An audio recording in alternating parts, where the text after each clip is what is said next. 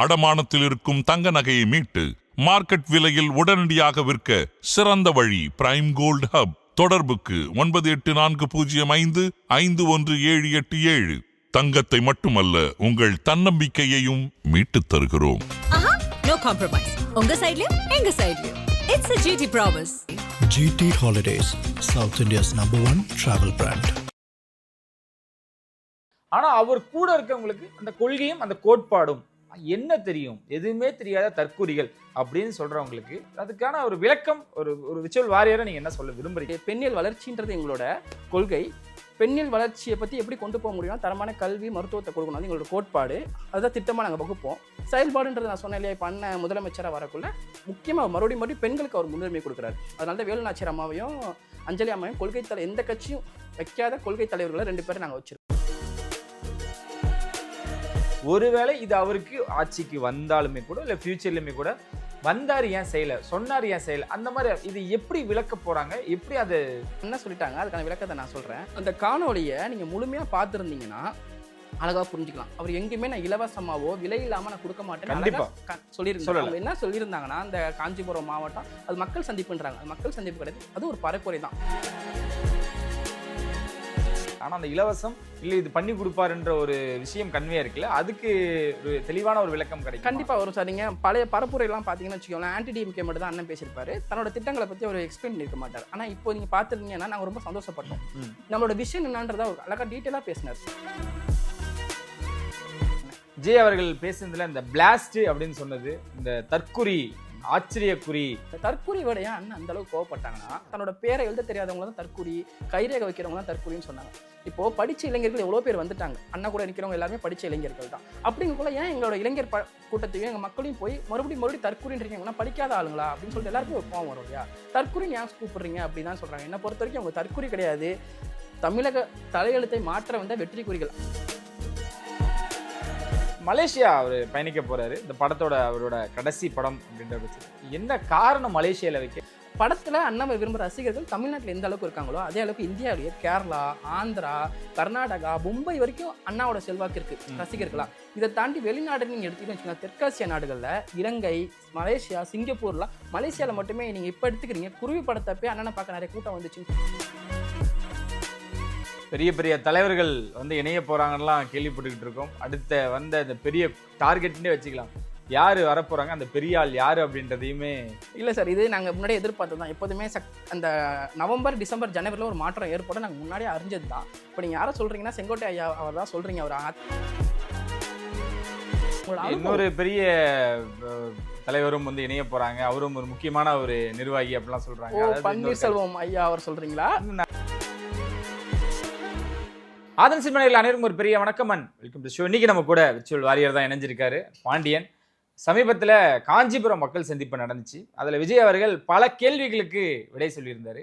குறிப்பாக அந்த தற்குறி அப்படின்னு சொல்றதுக்கு வந்து ஆச்சரியக்குறி, அந்த மாதிரியான வசனங்கள்லாம் வார்த்தைகள்லாம் வச்சு ரொம்ப அழகான ஒரு பதில், ஒரு விளக்கம் அப்படின்னு எடுத்துக்கலாம். எனக்கு எங்கே மீண்டும் மீண்டும் இந்த கேள்வி எழுதுனா, விஜய் அவர்களுக்கு இந்த கேள்வி வந்து ஒரு மாதிரி திகட்டுற அளவுக்கு பார்த்துருக்காரோ அப்படின்ற ஒரு விஷயம் தான். ஏன் அப்படின்னா, விஜய் அவர்களை நம்பி ஒரு கூட்டம் இருக்கு, விஜய் அவர்களை நம்பி ஒரு எதிர்காலமே இருக்கு. ஆனா அவர் கூட இருக்கவங்களுக்கு அந்த கொள்கையும் அந்த கோட்பாடும் என்ன தெரியும், எதுவுமே தெரியாத தற்குறிகள் அப்படின்னு சொல்றவங்களுக்கு நம்ம இதுக்கு முன்னாடி நேர்காணலையுமே பேசியிருக்கோம், கொள்கைகளை பத்தி நிறைய விஷயங்கள் பேசியிருக்கோம்.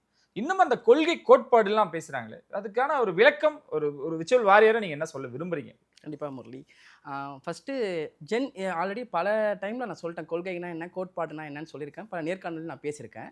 பட் இன்னைக்கு ஜென்சி கிட்ஸ், இவங்களுக்காக நான் சொல்ல வரல, ஜென்சி கிட்ஸுக்கு தெரியணும், அந்த முதல் வாக்காளர்கள் இருக்காங்க இல்லையா, அவங்களுக்கு தெரியணும். அதனால் நான் ஒரு 2 நிமிஷம் அந்த கொள்கை கோட்பாடுனா என்ன நான் எக்ஸ்பிளைன் பண்ணிடுறேன். முதல்ல கொள்கை கோட்பாடு 2 ஒன்றுன்னு நினச்சிக்கிறாங்க, அது 2 வேறு வேறு.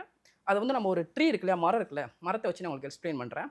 கொள்கை கோட்பாடு அதுதான் வேர், ஓகேங்களா. இப்போ கொள்கைன்றது என்னன்னா வழிமுறை மற்றும் நெறிமுறை. நம்ம எந்த வழியில் போகணும், எப்படி போகணும், அதாவது எப்படி செல்ல வேண்டும், எப்படி செல்லக்கூடாதுன்றது வழிமுறை.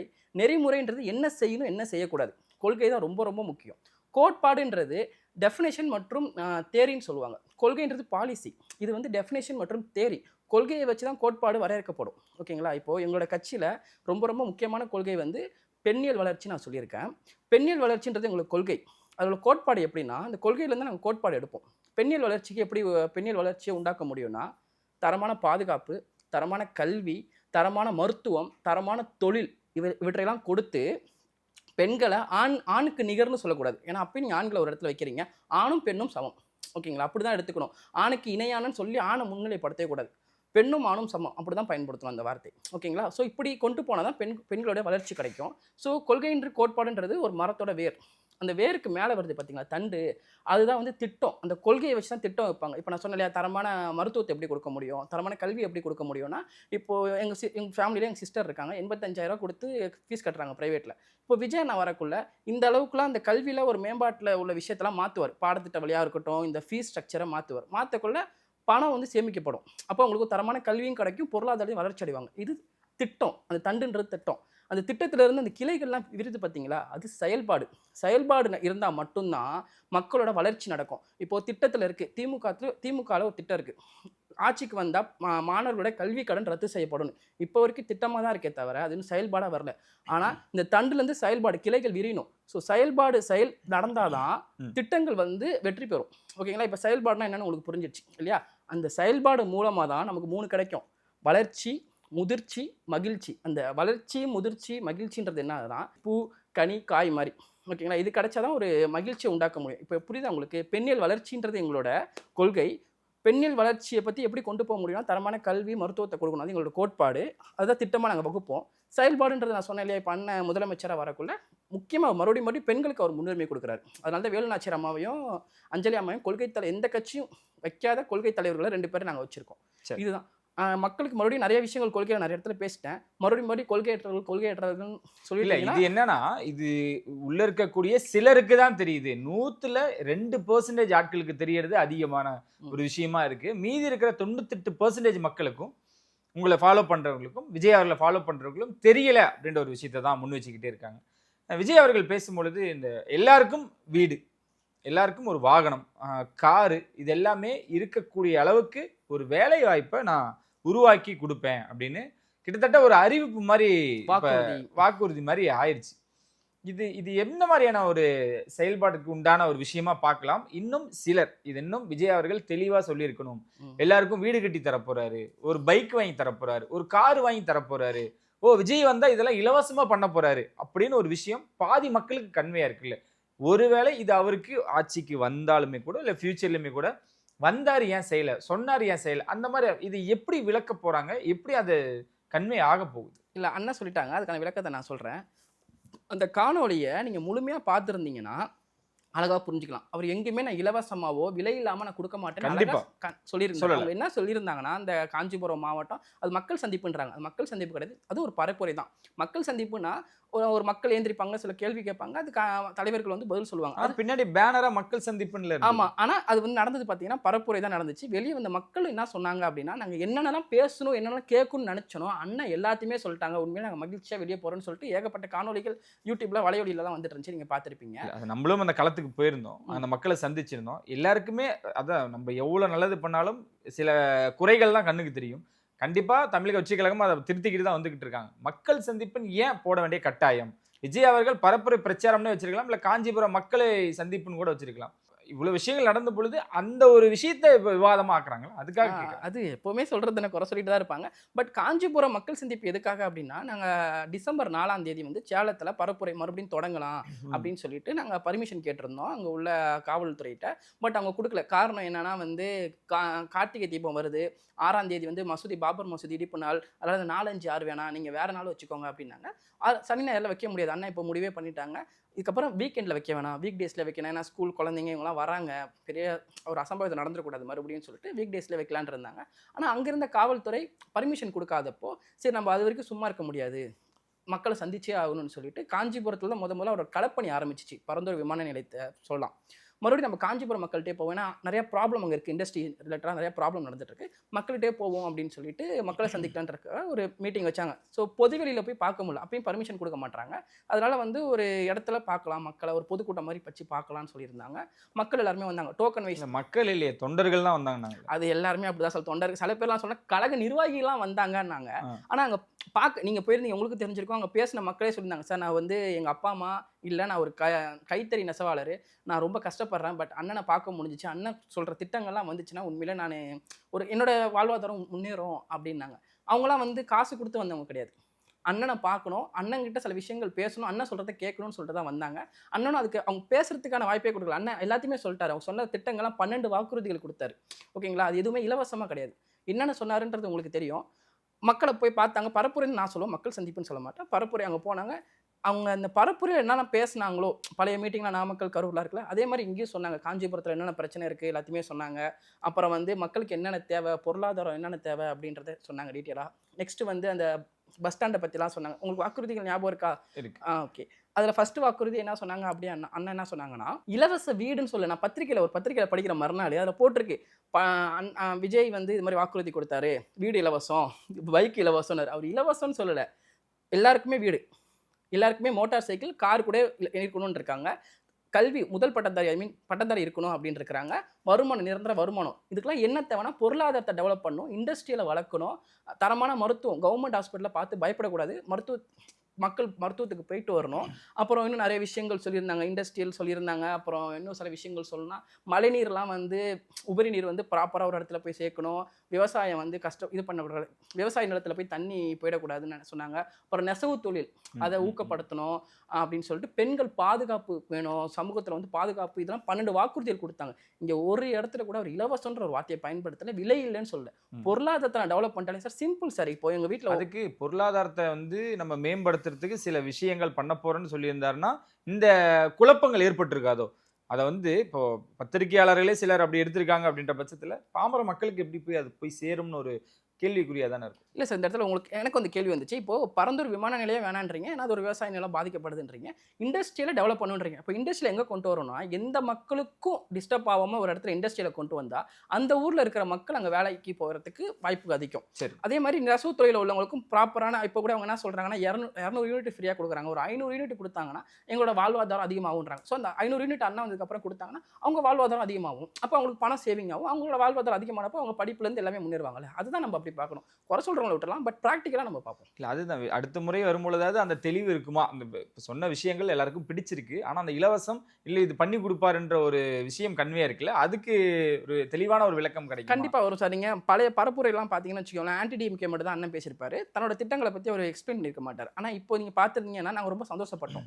நம்மளோட விஷன் என்னன்றதா ஒரு அழகாக டீட்டெயிலாக பேசினார். நம்மளோட விஷன் என்னன்னா, இந்த 12 வாக்குறுதிகள், இது இல்லாமல் தேர்தலுக்கு முன்னாடி நான் ஒரு அறிக்கை புத்தகம் கொடுப்பேன், அதில் இருக்கிறது வந்து மற்றவங்கள மாதிரி அது செய்கிறேன் இதை செய்கிறேன் அப்படின்னு சொல்லிட்டாம நான் என்ன செய்ய போகிறேனோ அதை கொடுப்பேன் அப்படின்னு அவர் அழகாக சொல்லியிருந்தார். நிச்சயம் அடுத்தடுத்த பரப்புரையில் அவரோட திட்டங்கள், வேறு ஆன்டி-டிஎம்கே மட்டும் பேசாமல் அடுத்தடுத்த திட்டங்கள் அவர் செயல்படுத்த வேண்டிய திட்டங்களை சொல்லுவார். 2000 பேருக்கு மட்டும் தான் அனுமதி, குறிப்பாக பெண்கள் தான் அதிகமாக வந்திருந்தாங்க. இனிமேட்டு இப்படி தான் இருக்க போகுதா? கல்லூரிகளில் தான் உங்களோட பரப்புரை பிரச்சாரமானது, உங்களோட அரசியல் களம் இனி கல்லூரிகளை நோக்கியா? இல்லை சார், இதுக்கு மறுபடியும் சொல்லிடுறேனே. அதாவது டிசம்பர் 4ஆம் தேதி சேலத்தில் அவங்க பர்மிஷன் கொடுத்து நீங்கள் நடத்துங்கன்னு சொல்லியிருந்தாங்கன்னா காஞ்சிபுரம் இது நடந்திருக்காது. ஆனால் அவங்க ஸ்டாப் பண்ணதுக்கப்புறம் இந்த எஸ்ஓபிலாம் உங்களுக்கு தெரியும், ஸ்டாண்டர்ட் ஆப்ரேட்டிங் ப்ரொசீஜர்லாம் போயிட்டு இருக்கு. ஆனால் சேலத்தில் அவங்க 4, 5, 6ன்றதையும் மீறி அந்த இடமும் வந்து கிட்டத்தட்ட வேலுச்சாமிபுரத்தை கம்பேர் பண்ணக்கூடிய வகையில் தான் அமைஞ்சிருக்கு. அவங்க கேட்ட இடமெல்லாம் அப்படியே தான் இருக்குன்றாங்களே. மீண்டும் அந்த இடத்துல அந்த எப்போதான் தீர்வு கிடைக்கும்? ஏன் காவல்துறையோ மற்றவர்கள் சொல்லக்கூடிய இடத்த நீங்க ஏன் எடுக்கக்கூடாது? நீங்க செலக்ட் பண்ணக்கூடிய இடத்துல பிரச்சனை இருக்குன்னு மீண்டும் சொல்றாங்கல்ல. இல்லை சார், இது வந்து முழுக்க அது வந்து ஏற்றுக்க முடியாத ஒரு விஷயம். அங்கே காஞ்சிபுரம் சேலத்தில் இருக்கிற மக்களுக்கு தெரியும், இந்த இடத்துல வந்து கூட்டம், அதாவது அங்கே நிர்வாகிகளாக இருப்பாங்க, கழக நிர்வாகிகளாக இருப்பாங்க, இந்த இடம் ஸ்பேஸ் அதிகமாக இருக்குது அப்படின்னு சொல்லிட்டு அவங்க வேறு ஒரு இடம் சொல்ல மாட்டாங்க, 4-5 இடம் சொல்லியிருப்பாங்க. அவங்க கரூர்லேயே சரி 3-4 இடம் சொல்லியிருந்தாங்க. அதுக்கப்புறம் தான் அந்த இடத்த கொடுத்தாங்க. இப்போ அந்த 4-5 இடத்த பார்த்தா ஸ்பேஸ் கொஞ்சம் நல்ல ஸ்பேஸ்லாம் இருக்கும். ஆனால் அவங்க அதை கொடுக்காம என்ன பண்ணுவாங்கன்னா, மறுபடியும் எங்கே குறுக்கலான இடம் இருக்கோ அங்கே தான் கொடுப்பாங்க. பட் அது மாதிரி வேண்டாம், மறுபடியும் ஒரு நல்ல இடத்த கொடுக்கணும்னு நினச்சி கொடுத்தாங்கன்னா மறுபடியும் இது மாதிரி அசம்பாவிதம் நடக்காது. ஆனால் கழக நிர்வாகிகள் எங்கே மக்கள் என்ன நல்லா இருக்கும், எந்த இடத்துலையும் பிரச்சனை வரக்கூடாது அப்படின்ட்டு யோசிக்கிறாங்க. அதனால தான் வீக்கெண்டில் வைக்காமல் வீக் டேஸில் வைக்கிறாங்க. ஏன்னா ஸ்கூல் குழந்தைங்க இவங்களாம் வரக்கூடாது அப்படின்ட்டு. அப்போ இனி அந்த வேனுக்கு வந்து எந்த ஒரு தேவையும் இருக்காதுன்னு நினைக்கிறேன். விஜய் அவர்கள் பயணிக்கிற அந்த வாகனத்துக்கு இனிமேட்டு எங்கேயுமே தேவைகள் இருக்கா? இல்ல சார், பரப்புரைன்றது நீங்க வேன்ல தானே வந்தாகணும். இப்போ எடப்பாடி பழனிசாமியும் அந்த மாதிரி பஸ்ல தானே வராங்க. பரப்புரைக்கு நீங்க வேன்ல வந்து தான் ஆகணும். இப்போ ரோட் ஷோங்குள்ள சில பேர் என்ன பண்ணுவாங்க, காரை நிப்பாட்டிட்டு நடந்து போறவங்க ரோட் ஷோ சொல்லுவாங்க. சில பேர் கார்லயே வந்து கதவை திறந்துட்டு ரோட் ஷோ போவாங்க. ஆனா அண்ணன் வந்து பரப்புரைக்கு வந்தா நிச்சயம், ஏன்னா பொதுக்கூட்டம் கிடையாது. அது இல்ல, காஞ்சிபுரத்துல வந்து நடந்தது பரப்புரை பிரச்சாரம் தான். ஆமா. அதுல மாற்று கருத்தே இல்ல. ஆமா சார். அப்போ வாகனம் இல்ல. சார், இது நடந்தது வந்து ஒரு பொதுக்கூட்டம் மாதிரி நடத்துனாங்க. ஓகேங்களா? ஏன்னா மக்கள்கிட்ட போக முடியாத காரணம் வந்து மறுபடியும் அங்க போலீஸ்காரங்க வந்து எங்களுக்கு இடம் கொடுக்க மாட்டாங்க, ஒரு நெருக்கடி இருக்கும். இல்ல நாங்க மறுபடியும் வேற விஷயங்கள் பேச போனா ஒரு தேவையில்லாத ஒரு ப்ராப்ளம் வரும். அதனால நான் மக்களை பார்த்தாகணும், மக்கள்கிட்ட பேசி ஆகணும். அப்படின்னா என்ன பண்ணலாம், ஒரு இடத்த வச்சு அங்க பார்த்துடலாம் இப்போதைக்குன்னு சொல்லி. ஏன்னா ரொம்ப நாள் நிறைய அவரோட மனநிலை ரொம்ப பாதிக்கப்பட்டிருந்துச்சு. இப்போ அண்ணன் வெளியே வராங்க, இப்போதைக்கு நான் மக்களை பார்க்கணும்னு சொல்லிட்டு தான் அங்க வந்தாங்க. காஞ்சிபுரத்துல மக்களை பார்த்துட்டாங்க. இப்போ எங்களுக்கு என்ன ஒரு சந்தோஷமான விஷயம்னா, எங்களுக்கு ஒரு சின்ன குறை இருந்துச்சு. அண்ணன் வந்து மக்களோட பேசியிருக்கலாமே, சில பேர் மயக்க வைங்க, எங்களுக்கு இந்த குறைகள்லாம் இருக்குண்ணா, இதெல்லாம் நீங்க கொஞ்சம் பண்ணி கொடுங்கன்னு சொல்லாமே ஏன் அண்ணன் கேட்காம விட்டாங்க. எனக்கு ஒரு சின்ன குறை இருந்துச்சு. அப்புறம் வெளியே வந்த மக்களோட ஸ்பீச் எல்லாத்தையும் நான் கேட்டுட்டு இருந்தேன். எல்லா மக்களும் சொல்ற ஒரே விஷயம் என்னன்னா, நாங்கள் என்ன கேட்கணும்னு வந்தோமோ, நெசவு தொழிலாக இருக்கட்டும், விவசாயமாக இருக்கட்டும், அப்புறம் இந்த இண்டஸ்ட்ரி ரிலேட்டடாக இருக்கட்டும், இந்த பஸ் ஸ்டாண்டாக இருக்கட்டும், நாங்கள் என்னென்னலாம் பேசணும்னு வந்தோமோ எல்லாத்தையுமே அண்ணன் பேசிட்டாரு. எங்களுக்கு இதுவே போதும், அண்ணன் நிச்சயம் ஆட்சிக்கு வந்து இது எல்லாமே பண்ணாலே எங்களுக்கு போதும் அப்படின்ட்டு சொல்லியிருந்தாங்க. ஸோ மக்கள் பேச வேண்டிய அவசியமே இல்லாமல் அண்ணாவே எல்லாத்தையுமே பேசியிருந்தாங்க. கிட்டத்தட்ட ஒரு 15 நிமிஷம் பேசியிருப்பாங்கன்னு நினைக்கிறேன் அண்ணன். விஜய் அவர்கள் பேசுனதுல இந்த பிளாஸ்ட் அப்படின்னு சொன்னது, இந்த தற்குறி, ஆச்சரியக்குறி, இந்த மாதிரியான வார்த்தைகள் பயன்படுத்தலாம் வந்து பஞ்சு டைலாக் மாதிரி தான். அது அது அது வேண்டாமோ அப்படின்றது இல்லை. ஒருவேளை அவர் ஸ்டைல் தான், அது மாற்று கருத்தே இல்லை. ஆனால் எழுதும் பொழுது இன்னும் அவர் வந்து அந்த வசனத்தையே திரைப்படத்தில் பயன்படுத்துகிற மாதிரியே பயன்படுத்திக்கிட்டு இருக்காரு. இல்லை சார், அதாவது ஒவ்வொருத்தவங்களோட அரசியல் அணுகுமுறை, பேச்சு முறைகள் வந்து ஒரு மாதிரி இருக்கும். இப்போ வந்து எம்ஜிஆர் ஐயா எடுத்துட்டிங்கன்னா அவங்களோட ஸ்பீச் வந்து ஒரு மாதிரி இருக்கும். கருணாநிதி ஐயா எடுத்துட்டிங்கன்னா அவங்களோட ஸ்பீச் ஒரு மாதிரி இருக்கும். ஜெயலலிதா அம்மா ஒரு மாதிரி பேசுவாங்க, விஜயகாந்த் அம்மா ஒரு மாதிரி பேசுவாங்க, சீமான் வந்து நார்மலாகவே ஒரு மாதிரி பேசுவார் அண்ணன். ஒவ்வொருத்தவங்களோட ஸ்பீச் வந்து வேற ஒரு மாதிரி இருக்கும். அண்ணன் வந்து இப்போ எளிய மக்களுக்கு எப்படி புரியணுமோ அது மாதிரி பேசுறாங்க. அப்புறம் அந்த தற்கொலை விடையா அண்ணன் அந்த அளவுக்கு கோவப்பட்டாங்கன்னா, தற்கொலைக்கு 2 விதமான அர்த்தங்கள் சொல்றாங்க. எங்களை பொறுத்த வரைக்கும் அறிஞர் அண்ணா சொன்ன தற்கொலை என்னன்னா, தன்னோட பேரை எழுத தெரியாதவங்க, எழுத படிக்க தெரியாதவங்க, கைரேகை வைக்கிறவங்கள தான் தற்கொலைங்க சொன்னாங்க. ஓகேங்களா? இன்னொருத்தவங்க என்ன சொல்றாங்க, இந்த பானைலாம் செய்கிறாங்க இல்லையா, பானை, இந்த அலுமினியத்தெல்லாம் பொருள் செய்கிறாங்க இல்லையா, வீட்டு உபயோக பொருளாக, அதில் தன்னோட பேரை எழுதுறவங்களாம் தற்கொலைன்றாங்க. ஆனால் அண்ணன் சொன்ன அறிஞர் அண்ணா சொன்னது தான் கரெக்டாக இருக்குது. ஏன்னா தன்னோட பேரை எழுத தெரியாதவங்க தான் தற்கொலை, கைரேகை வைக்கிறவங்க தான் தற்கொலைன்னு சொன்னாங்க. இப்போது படித்த இளைஞர்கள் எவ்வளோ பேர் வந்துட்டாங்க. அண்ணா கூட நிற்கிறவங்க எல்லாருமே படித்த இளைஞர்கள் தான். அப்படிங்கக்குள்ள ஏன் எங்களோட இளைஞர் கூட்டத்தையும் எங்கள் மக்களையும் போய் மறுபடியும் தற்கொலைன்றீங்க, ஏன்னா படிக்காத ஆளுங்களா அப்படின்னு சொல்லிட்டு எல்லாருக்கும் ஒரு கோவம் வரும் இல்லையா. தற்கொலைன்னு ஏன் கூப்பிடுறீங்க அப்படி தான் சொல்கிறாங்க. என்னை பொறுத்த வரைக்கும் அவங்க தற்கொலை கிடையாது, தமிழக தலையெழுத்தை மாற்ற வந்த வெற்றி குறிகள். அண்ணா சொன்ன மாதிரி அறிகுறினார் இல்லையா, நாங்கள் சொல்றது வெற்றி குறிகள். ஆச்சரியக்குறி, அறிகுறி எல்லாம் நீங்க தான். நாங்கள் ஒரு வெற்றி குறிகளா இருக்கோம், அவ்வளவுதான். மலேசியா அவர் பயணிக்க போறாரு. இந்த படத்தோட அவரோட கடைசி படம் அப்படின்ற பட்சத்தில் என்ன காரணம் மலேசியால வைக்க? இங்க இருக்கக்கூடிய அவருக்கு முதல் படத்துல இருந்து கடைசி படம் ஜனநாயகன் வரைக்கும், அரசியல் வாழ்க்கை வரைக்கும் அவர் கூட டிராவல் பண்ணிட்டு இருக்கக்கூடிய ரசிகர்களுக்கு மிகப்பெரிய ஒரு வருத்தம். இந்த முடிவை மாத்திக்கணும் அப்படின்னு சமூக வலைத்தளங்களை நிறைய பேர் எழுதியிருக்காங்க. அது அது உங்களுக்கு ஒரு எப்படி அமைஞ்சிருக்குன்னு கேட்குறேன். இல்லை சார், இதை வந்து நாங்கள் சந்தோஷம் தான் படுறோம். என்ன காரணம்னு வச்சுக்கோங்களேன், தமிழ்நாட்டில் அண்ணனுக்கு இருக்கிற ரசிகர்கள், இப்போதைக்கு நான் படம்ன்றலாம் நான் ரசிகர்களும் பயன்படுத்துகிறேன். படத்தில் அண்ணாவை விரும்புகிற ரசிகர்கள் தமிழ்நாட்டில் எந்த அளவுக்கு இருக்காங்களோ அதே அளவுக்கு இந்தியாவிலேயே கேரளா, ஆந்திரா, கர்நாடகா, மும்பை வரைக்கும் அண்ணாவோட செல்வாக்கு இருக்குது ரசிகர்களா.